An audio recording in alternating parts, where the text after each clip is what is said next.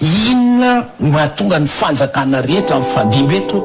tonga dia insiste foana menga avy eto Antananarivo fampandrosoana dia zay vao makany amin'ny province nefa inona ny eto Antananarivo ny eto Antananarivo ane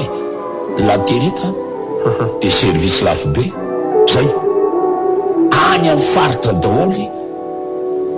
ny arena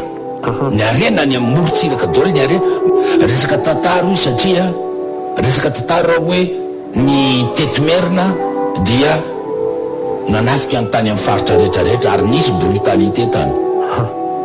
professeur Malaseso Velomandroso tamitezy ty doctorany dia namokany hoe le province maritime du royaume de Madagascar dia manazava mihitsy fa nisy impérialisme endrika impérialisme natao